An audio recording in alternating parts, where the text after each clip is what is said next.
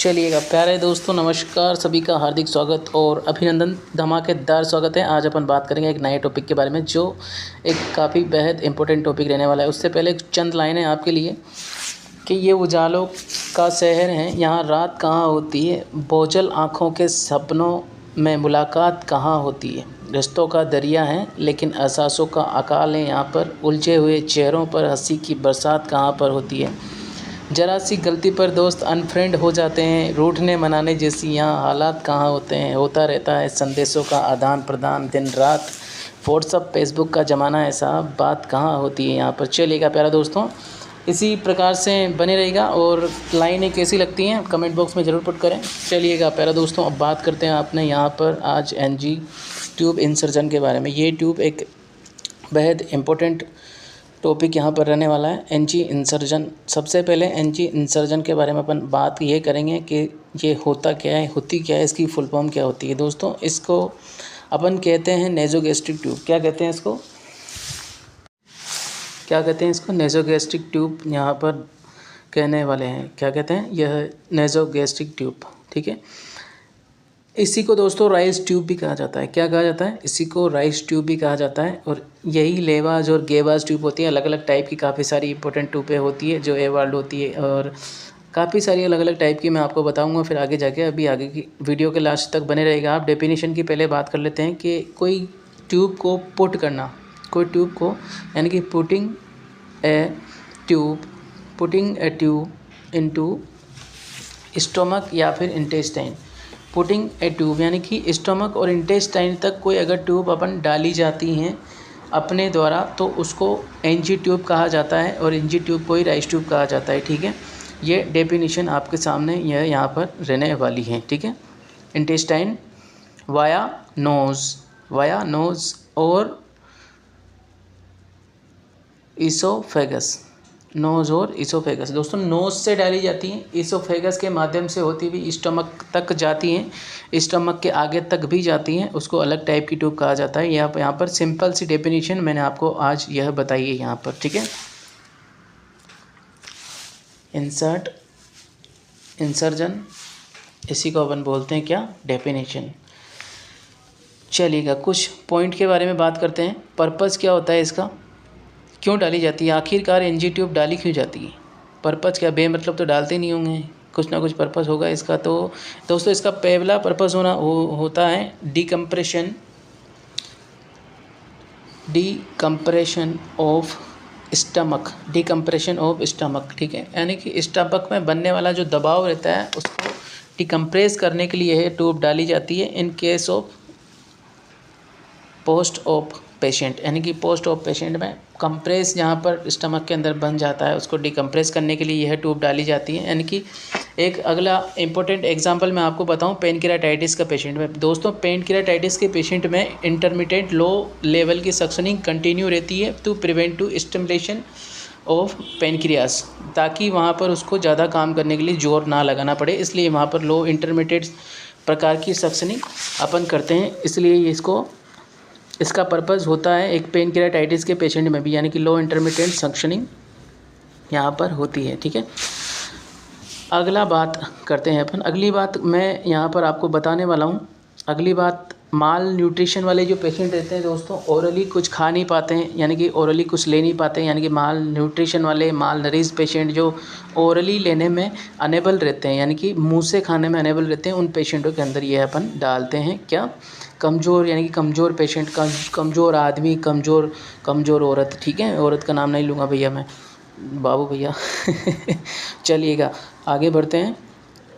आगे पॉइंट मैं आपको बताने वाला हूँ, नोट टेकिंग बाय ओरली। ये मैं आपको बता चुका हूँ, नोट टेकिंग बाय ओरली लिख के बता देता हूँ। Note taking by orally fluid या फूड, ठीक है।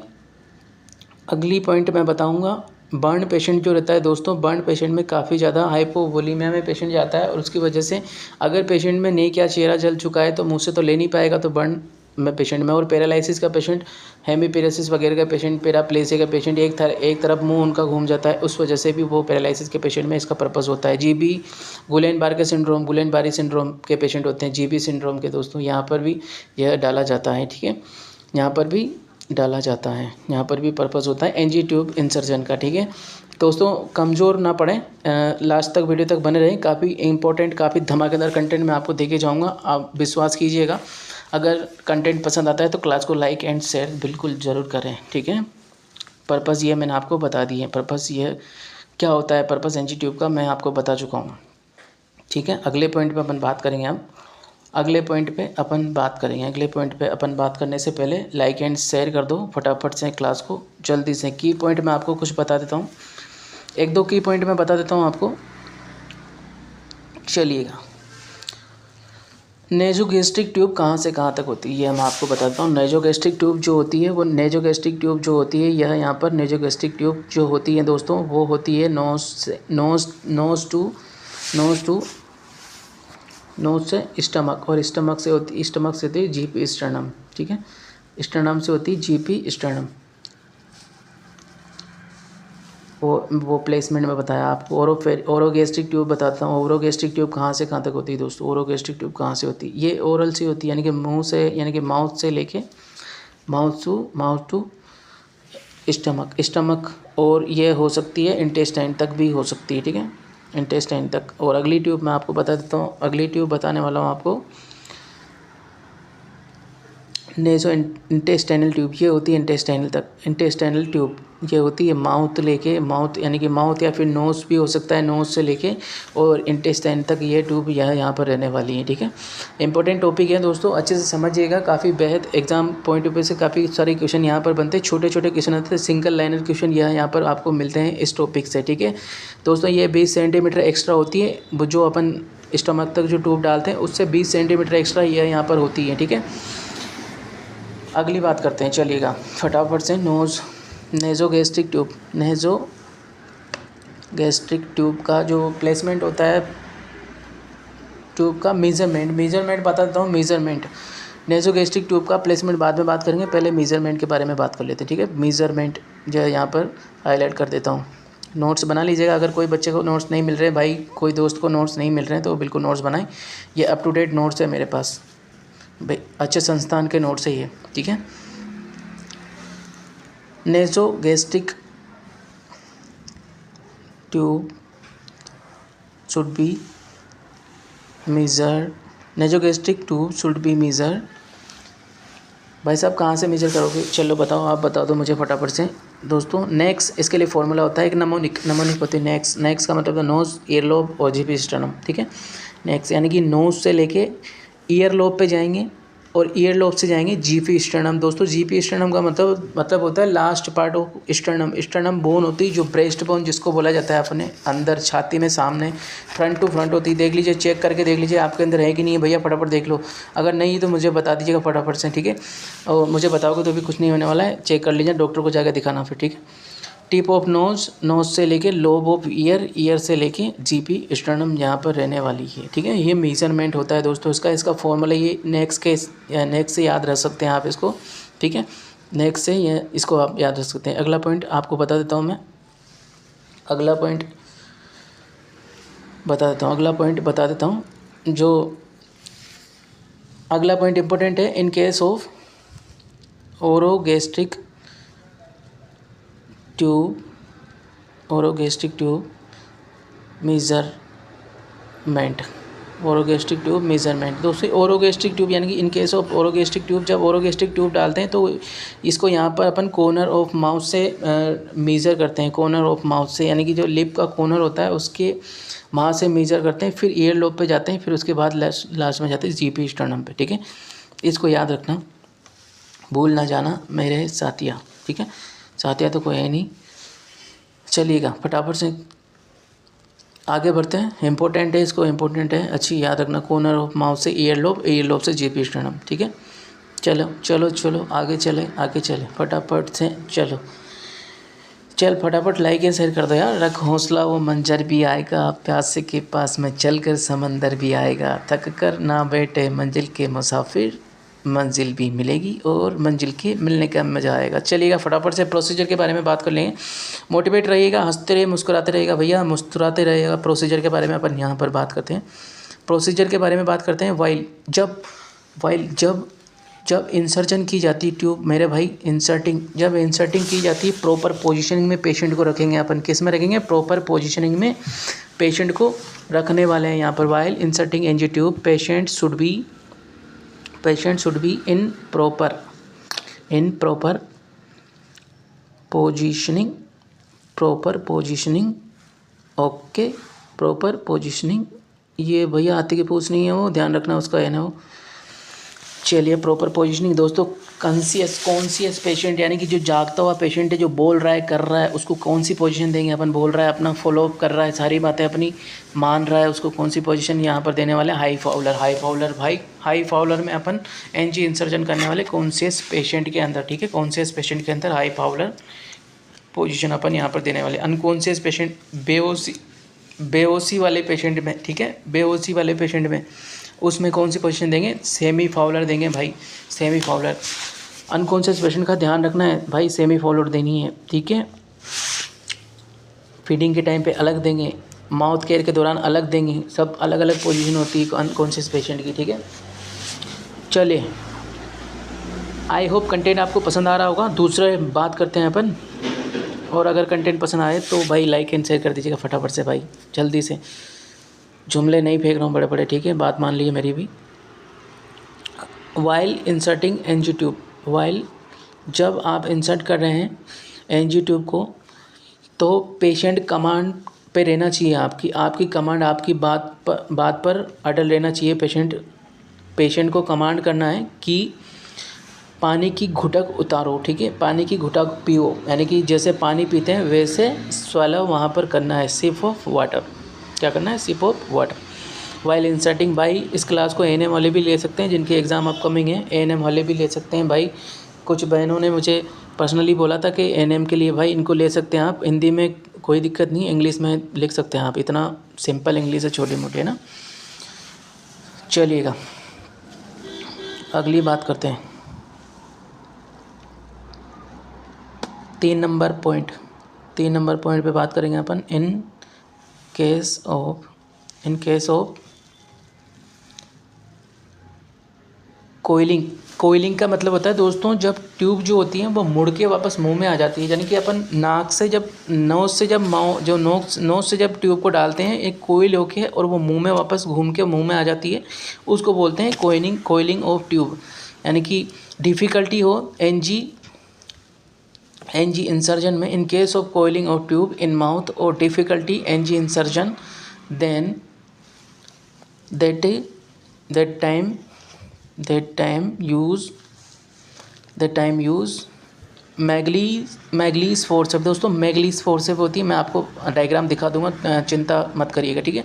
मैगली फोर्सेप या फिर लेरिंगोस्कोप की सहायता से अपन प्रॉपर विजुअलाइजेशन करके उसको प्रॉपर प्लेसमेंट के साथ वहाँ से सीधा करके और वापस इंसर्ट कर देंगे उसकी सहायता से, ठीक है। और अपने पास अगर ये सुविधा नहीं है, मैगल्स फोर्सेप नहीं है, तो उसमें भाई साहब फिंगर ना करें, उंगलियां ना डालें। उंगलियां करने की आदत बहुत ख़राब होती है, उंगलियां मत करिएगा, ठीक है, उंगलियां नहीं करनी है, उसको डायरेक्ट इमीडिएटली विड्रॉ कर लेंगे अपन वहाँ पर, ठीक है, क्योंकि पेशेंट रेस्पिरेटरी डिस्ट्रेस में भी जाता है। हाउ टू चेक प्लेसमेंट, ये फिटिंग वाला बताऊँगा मैं अभी, प्लेसमेंट ये मत समझना कि ट्यूब को वाला बताऊँगा, ठीक है। हाउ टू चेक प्लेसमेंट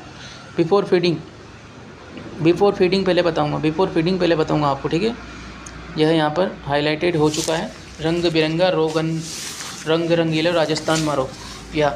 चलिएगा, फटाफट से बता देता हूँ आपको कैसे चेक करते हैं प्लेसमेंट कैसे चेक करते हैं। पहले गैस्ट्रिक कंटेंट जो होता है दोस्तों, स्टमक का गैस्ट्रिक कंटेंट जो होता है उसको एस्पिरेट करके देखेंगे अपन, ठीक है। और एस्पिरेट किया हुआ कंटेंट, ध्यान रखिएगा, मेरी बात ध्यान से सुन लीजिएगा, प्यार से सुन लीजिएगा, अच्छे से सुन लीजिएगा।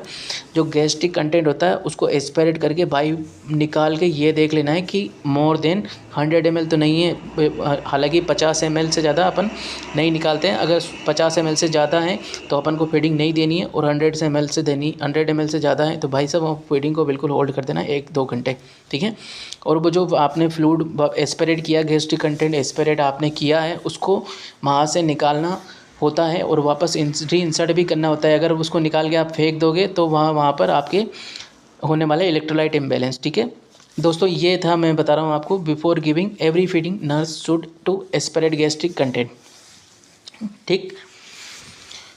चलेगा, अगले पॉइंट पे बात करते हैं। अगला पॉइंट क्या रहने वाला है देखिएगा, यहाँ पर ध्यान से समझिएगा मेरी बात को।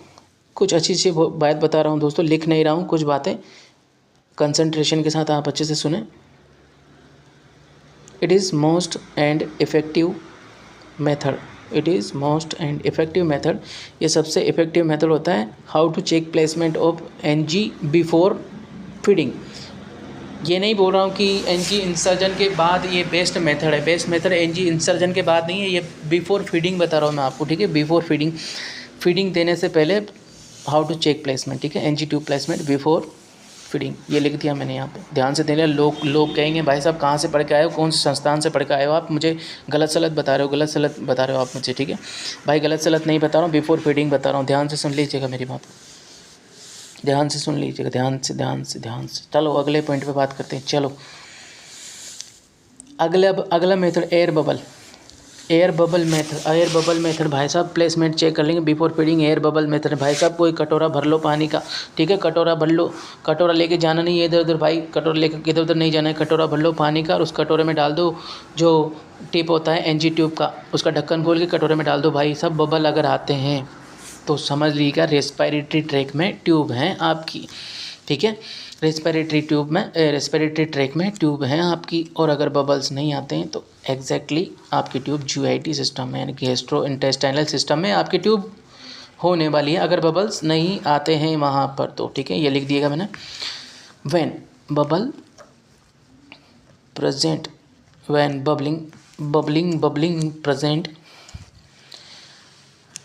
it indicate tube in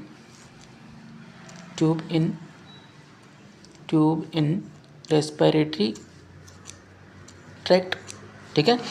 अगर बबलिंग आती है वहाँ पर तो ट्यूब रेस्पिरेटरी ट्रैक्ट में है, और यहाँ पर इसको इमीडिएटली विड्रॉ करना है अपने को, ठीक है। इमीडिएटली निकाल के प्लेसमेंट चेक करके ढंग से वापस से अपन को रीइंसर्ट कर देना है ट्यूब को अच्छे से। ओके, समझना मेरी बात को ध्यान से सुन लेना, काफ़ी काम की बातें हैं। अच्छा प्रोसीजर है लेकिन काफ़ी डिफ़िकल्ट है, अंधा प्रोसीजर इसको बोला जाता है। यहाँ पर बिना किसी उपकरण के किया जाता है, बिना किसी इक्विपमेंट के, ठीक है। अगर बबलिंग यहाँ पर एब्सेंट आती है तो अपन को समझना है कि ट्यूब जीआईटी में है, ठीक है।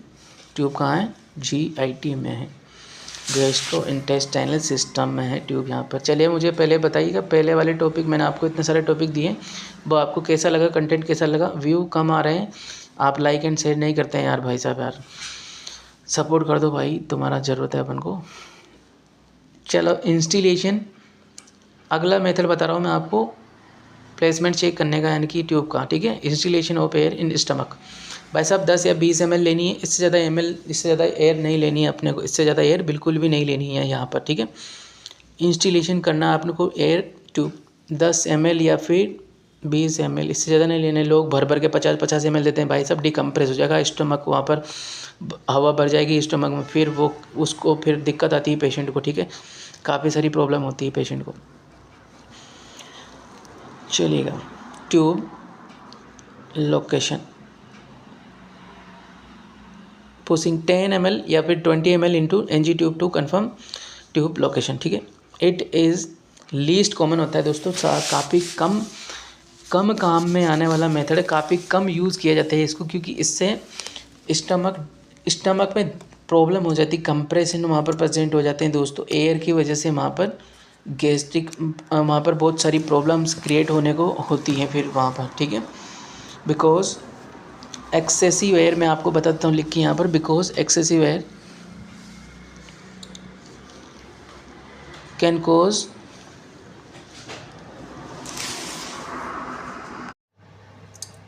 Gastric decompression,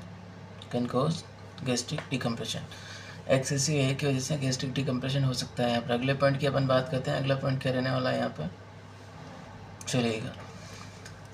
in case of, एक इम्पोर्टेंट पॉइंट मैं आपको बताने जा रहा हूँ, in case of confirmation of NG tube best method, यानी कि एनजी ट्यूब के कन्फर्मेशन के लिए बेस्ट मेथड क्या रहने वाला है यहाँ पर दोस्तों, चेस्ट एक्सरे होता है। बेस्ट चेस्ट एक्सरे होने वाला है। चलिए आगे अपन पॉइंट पे बात करते हैं। एनजी एनजी एनजी ट्यूब है एनजी ट्यूब है रेडियो ओपेक। दोस्तों एनजी ट्यूब के ऊपर एक लाइनिंग बनी देखी होगी आपने, और रेडियो ओपेक लाइनिंग होती है। किसकी होती है? रेडियो ओपेक लाइनिंग होती है, जो कि अपन जैसे एक्स रेज वहां पर जाती हैं उसके ऊपर रिफ्लेक्ट करती हैं, तो वो उसमें दिखाई दे जाती है। एक्सरे के अंदर वो रेडियो ओपेक लाइनिंग की वजह से ही अपने को दिखाई देती है, इसीलिए बेस्ट चॉइस होती है दोस्तों, एक्सरे ही बेस्ट चॉइस होती है एनजी ट्यूब प्लेसमेंट को जानने के लिए before after insertion of NG tube. ठीक है, अगले पॉइंट पे अपन बात करते हैं size of NG tube. Size of NG tube यानी कि नेजोगैस्ट्रिक ट्यूब की साइज कितनी होती है दोस्तों? 10 फ्रेंच में होती है, 12 फ्रेंच में होती है, 14 फ्रेंच में होती है, 16 फ्रेंच में होती है और 18 फ्रेंच में होती है। और उसके पहले एक और बताता हूँ, 6 फ्रेंच में भी होती है, जो छोटे बच्चों में काम ली जाती है। ठीक है, चलिएगा नमोनिक मैं आपको बताता हूँ, उसकी नमोनिक बताता हूँ। एलबीडब्ल्यू गोरी, एलबीडब्ल्यू गोरी, इसके इससे नमोनिक से आप इसको याद रख सकते हैं। सबसे पहले light blue, light light green, उसके बाद ब्लू, उसके बाद अपना ब्लैक आएगा, उसके बाद आता है अपना व्हाइट, और उसके बाद आने वाला है ग्रीन, उसके बाद आने वाला है ग्रीन के बाद ऑरेंज, और ऑरेंज के बाद लास्ट एंड फाइनल रेड आता है दोस्तों। ठीक है, नमोनिक से आप एलबीडब्ल्यू गोरी से याद रख सकते हैं। इसके अगली पॉइंट पे बात करते हैं। इन केस ऑफ अडल्ट में अपन 16 से 18 फ्रेंच की यूज लेते हैं दोस्तों। इंपॉर्टेंट पॉइंट है, बात ध्यान से सुन लीजिएगा, ध्यान याद रख लीजिएगा। ठीक है, चलिएगा अगले पॉइंट पे बात करने से पहले लाइक एंड शेयर नहीं किया है अब तक दोस्तों ने, तो जल्दी से कर दीजिएगा। अरे भाई जल्दी से लाइक एंड शेयर कर दीजिए, फटाफट से अपने दोस्तों को बुला लो। और की पॉइंट कुछ मैं आपको बता देता हूँ, एक दो पॉइंट की पॉइंट मैं आपको बताने वाला हूँ यहाँ पर, जल्दी से ध्यान से देखिएगा इस बात को कि do not put do not do not put hot and cold do not hot and cold water feeding water या फीडिंग। ठीक है दोस्तों, गर्म पानी या फिर फीडिंग आपको नहीं देनी है। फीडिंग जो होती है नॉर्मल टेम्परेचर पे, बॉडी टेम्परेचर पे देनी रहती है, यानी कि feeding should be at body temperature पे आपको एडमिनिस्ट्रेट करनी है। ध्यान रखिएगा, इंपॉर्टेंट बात है, ध्यान रखिएगा बिल्कुल। ठीक है, चलिएगा अगला पॉइंट, मेथड ऑफ फीडिंग यानी कि जो अपन फीडिंग देते हैं उसके मेथड क्या क्या रहने वाले हैं दोस्तों? इंटरमिटेंट, सबसे पहला इंटरमिटेंट फीडिंग आती है। इंटरमिटेंट यानी कि जो इंटरमिटेंट रुक रुक के दिया जाता है, और एक होती है कंटिन्यूस फीडिंग। क्या होती है? Continuous feeding, intermittent feeding, continuous feeding. चलिए, इंटरमिटेंट फीडिंग क्या होती है दोस्तों? जो रुक रुक के यानी कि गिवन इन इंटरवल्स यानी कि इंटरवल करके ये दी जाती है, यानी कि एवरी 2 आवरली, 2 घंटे के अंतराल में यहाँ पर फीडिंग देते हैं, उसको इंटरमिटेंट फीडिंग कहते हैं। और कंटिन्यूस फीडिंग होती है, जो फीडिंग शुड बी कंटिन्यूअस। ठीक है, फीडिंग शुड बी कंटिन्यूअस। ये फीडिंग पंप से दी जाती है। किससे दी जाती है? फीडिंग पंप से यह दी जाती है। किसकी सहायता से? फीडिंग पंप की सहायता से दी जाती है। ठीक है, और फीडिंग फॉर 14 to 15 हावर्स, यानी कि जो कंटिन्यूस फीडिंग होती है वो 14 से 15 घंटे तक लगातार फीडिंग जाती है, उसको कंटिन्यूस फीडिंग कहते हैं। अगली बात अपन करते हैं यहाँ पर, चलिएगा अगली बात करते हैं अपन डिफरेंट ट्यूब। अलग अलग टाइप की मैं आपको ट्यूब बताने वाला हूँ, जिनके नाम मैं यहाँ पर आपको बताने वाला हूँ। ट्यूब भी बताऊंगा, नाम भी बताऊंगा, और उनके काम भी बताऊंगा दोस्तों। ठीक है, काम भी बताने वाला हूँ, ट्यूब के नाम भी बताने वाला हूँ। इसोफेजियल ट्यूब सबसे पहले अपन बात करेंगे इसोफेजियल ट्यूब के बारे में। इसोफेजियल ट्यूब होती क्या है, और अगली बात करेंगे अपन गैस्ट्रिक ट्यूब के बारे में। गैस्ट्रिक ट्यूब क्या होती है। थर्ड नंबर पे बात करने वाले दोस्तों अपन इंटेस्टाइनल ट्यूब के बारे में। किसके बारे में? इंटेस्टाइनल ट्यूब के बारे में दोस्तों। चौथे नंबर पे बात करने वाले हैं अपन यहाँ पर लेवास ट्यूब के बारे में और गेवास ट्यूब के बारे में। चौथा 5वें नंबर पे एक होती है गेवास ट्यूब। लेवास का मतलब लेना होता है, तो गेवास का मतलब देना होता है। अभी समझा दूंगा मैं अच्छे से आपको। ठीक है, अच्छे से यहाँ पर मैं आपको समझाने वाला हूँ। अगले पॉइंट पे दोस्तों अपन बात करते हैं। फर्स्ट पॉइंट अपने पास इसोफेजियल ट्यूब के बारे में बात करते हैं। इसोफेजियल ट्यूब होती क्या है, इसके बारे में काम क्या होता है इसका, और ये कहाँ तक होती है, इसोफेजियल ट्यूब का काम क्या होता है। चलिएगा फटाफट से रिमेंबर कर लेते हैं जल्दी से। इंडी indication of esophageal tube, indication कौन कौन सी अवस्था में यह डाली जाती है? इंडिकेशन ऑफ इसोफेजियल ट्यूब दोस्तों, ये इंडिकेशन है इसोफेजियल वेरिसेस, जो जहां पर वेन डायलेटेशन हो जाती है, डायलेट हो जाती है, वहां पर ये ट्यूब काम में ली जाती है। ठीक है, जहां पर ये ट्यूब काम में ली जाती है, जहां पर ली जाती है इसोफेजियल वेरिसेस। दोस्तों इसोफेजियल वेरिसेस एक कॉम्प्लिकेशन होता है, ये मैं आपको जीआईटी जब बताऊंगा, जब वहां पर मैं आपको बताने वाला हूँ। ठीक है, ये थ्योरी क्लासेस हैं और यहाँ पर मजे लीजिएगा, अच्छे से पढ़िएगा। अब मैं क्वेश्चन सीरीज आपके लिए लेके आने वाला हूँ थोड़े दिनों में, क्वेश्चन इन सभी के क्वेश्चन मैं आपको करवाने वाला हूँ यहाँ पर। ठीक है, इंडिकेशन मैंने बता दिया। टाइप, इसकी टाइप बताता हूँ। ब्लैक मोर सेंगस्टेकन ट्यूब होती है, ब्लैक मोर सेंगस्टेकन ट्यूब, जिसको कहते हैं इसोफेजियल ट्यूब। क्या होती है? ब्लैक मोर सेंगस्टेकन ट्यूब होती है, जिसको कहते हैं इसोफेजियल ट्यूब। और सेकंड नंबर होती है मॉडिफाइड ब्लैक मोर सेंगस्टेकन ट्यूब। क्या होती है? मॉडिफाइड ब्लैक मोर सेंगस्टेकन ट्यूब, ब्लैक मोर सेंगस्टेकन ट्यूब। ठीक है, ब्लैक मोर सेंगस्टेकन ट्यूब। और इसी को बोलते हैं दोस्तों अपन मिनीसोटा। क्या बोलते हैं? मिनी के जब छोटे पड़े थे तो मिनीसोटा इसका नाम रखा गया था, तो इसी को बोलते हैं अपन मिनीसोटा। ये 4 लिमन होती है, ऊपर वाली 3rd लिमन होती है। ठीक है, सेकंड नंबर बात करते हैं अपन। सेकंड नंबर पे आती है अपनी गैस्ट्रिक ट्यूब। गैस्ट्रिक ट्यूब के बारे में बात कर लेते हैं, फटाफट से रिमेंबर करिएगा, जल्दी से क्लास को लाइक एंड शेयर कर दीजिए फटाफट से अपने दोस्तों को। इसकी पहली ट्यूब होती है दोस्तों लेविन। लेविन का काम होता है, सिंगल ल्यूमेन होती है लेविन। क्या होती है? सिंगल ल्यूमेन होती है लेविन। और सेकंड नंबर पे बात करते हैं स्लेमसम। स्लेमसम ट्यूब होती है दोस्तों, स्लेमसम डबल ल्यूमेन होती है। कितनी होती है? डबल ल्यूमेन ट्यूब होती है। ठीक है, जल्दी से। ये एरुवेंट, ये सिंगल डबल ल्यूमेन होती है, इसका एक आउटपुट तो जो होता है एरुवेंट होता है और एक इनपुट होता है। ठीक है, एरुवेंट जो होता है एक आउटपुट होता है, एक इनपुट होता है। अगली बात अपन कर लेते हैं यहाँ पर जल्दी से, फटाफट से जल्दी से मैं बता देता हूँ, क्लास का एंड होने वाला है। इंटेस्टाइनल ट्यूब के बारे में अपन यहाँ पर बात कर रहे हैं। इंटेस्टाइनल ट्यूब के बारे में, इंटेस्टाइनल ट्यूब के बारे में मैं बता देता हूँ कौन कौन सी होती है। सबसे पहले ट्यूब होती है केंटर। केंटर, ट्रैक्टर नहीं, canter tube. Canter tube single lumen होती है दोस्तों, सिंगल ल्यूमेन होती है केंटर ट्यूब। ठीक है, क्या होती है? सिंगल ल्यूमेन होती है। अगली बताता हूँ मैं आपको, Miller tube. Miller abode Miller tube, Miller tube. ठीक है, Miller abode tube, Miller abode tube इसको बोला जाता है। ये दोस्तों डबल ल्यूमेन होती है, डबल ल्यूमेन होती है, ये डबल ल्यूमेन होती है। चौथी नंबर पे, 4 नंबर पे बात कर लेते हैं अपन लेवास ट्यूब। लेवास ट्यूब के बारे में मैंने बताया था दोस्तों, ये लेने वाली ट्यूब होती है। L4 लेवास, L4 लेने वाली ट्यूब। क्या होती है? लेवास ट्यूब। लेवास ट्यूब, लेवास ट्यूब काम कहाँ पर है? लिवेक्यूटर ट्यूब होती है। फर्स्ट नंबर पे लिवेक्यूटर ट्यूब यहाँ पर अपन माना जाता है, लिवेक्यूटर ट्यूब। और एक होती है इवाल्व ट्यूब। क्या होती है? Evolve tube. इवाल्व ट्यूब जो होती है ये पॉइजन के केस में यूज की जाती है दोस्तों, पॉइजन के केस में। इंपॉर्टेंट है, बात ध्यान रख ले, इवाल्व ट्यूब पॉइजन के केस में। ठीक है, 5वें नंबर पे गेवाज। भैया गेवाज का मतलब, लेवाज का मतलब लेना, गेवाज का मतलब देना। भाई साहब गेवाज ट्यूब। अगली बात कर लेते हैं अपन, गेवाज मैंने बता दिया फटाफट से। ठीक है, कॉम्प्लिकेशन अपन ट्यूब के बारे में बात कर लेते हैं। कॉम्प्लिकेशन क्या क्या होते हैं दोस्तों इसको? इसका होता है एस्पिरेटरी निमोनिया, सबसे मोस्ट कॉमन कॉम्प्लिकेशन होता है एनजी ट्यूब इंसर्जन का। मोस्ट कॉमन कॉम्प्लिकेशन क्या होता है दोस्तों? क्या होता है? एस्पिरेटरी निमोनिया। अगर फास्ट फीडिंग आपने जल्दी से फीडिंग दे दी है तो इट कैन कोज, क्या कोज कर सकती है भाई साहब? डायरिया कोज कर देगी। क्या कोज कर देगी? डायरिया कोज कर देगी। यहाँ पर पतला पानीदार वहां पर मल आने वाले दोस्तों, डायरिया उसको बोलते हैं। More than 3 episodic of stool, fast feeding अगर आपने दे दी तो। अगर हॉट दे दी तो भी ये दोस्तों ये डायरिया करने वाली है। हॉट दे दी, गर्म दे दी, ठंडी दे दी, जल्दी दे दी, हॉट दे दी, डायरिया कोज करेगी। अगली बात अपन यहाँ पर करने वाले हैं, अगर फास्ट फीडिंग दे दी डायरिया हो जाएगा, माल न्यूट्रिशन होगा, इलेक्ट्रोलाइट इंबैलेंस हो जाएगा दोस्तों वहां पर। ठीक है, इलेक्ट्रोलाइट इंबैलेंस होता है दोस्तों। आई होप आपको कंटेंट पसंद आया होगा। अगली बात अपन, मैं आपको एक इंपॉर्टेंट बात बता देता हूँ यहाँ पर फटाफट से। अगर आप एनजी एनजी ट्यूब को रिमूव कर सकते हैं, करने वाले होते हैं, उस टाइम पे अपन वालसल्वा मैनर यूज करते हैं दोस्तों, वालसल्वा मैनवर यूज करते हैं। ठीक है, hold breath breath taking long breath and hold down it. ठीक है, और यहाँ पर आई होप आपको कंटेंट आज पसंद आया होगा। लॉन्ग क्लास है दोस्तों, मजा आया होगा, अच्छे से आपने एंजॉय किया होगा क्लास को। Thank you thank you thank you so much.